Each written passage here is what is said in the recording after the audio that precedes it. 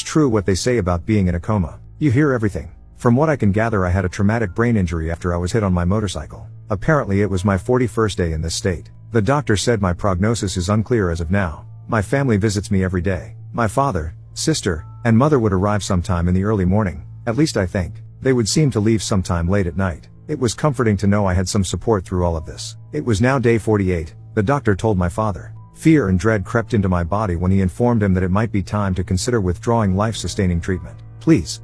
No.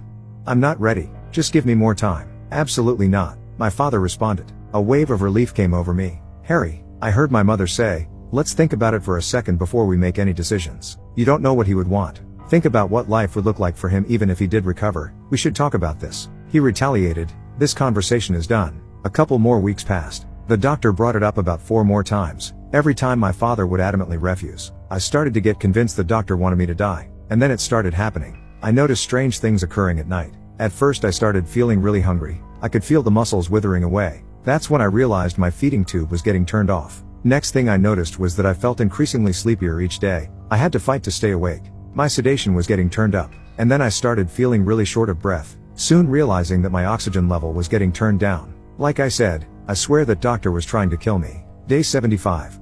The doctor again asked my father to consider. Do not bring this up again. He angrily responded. It was nighttime. Everyone had left for the day. Or so I had thought. I heard my door open. The sound of footsteps getting closer to my bed. I recognized my mother's voice. I cannot wait any longer. She removed the oxygen out of my nose. I could feel myself starting to gasp for air. She whispered in my ear. I need you to know some things. I've been begging that doctor to convince your father to finally put an end to this. I want you to die. You are not my son.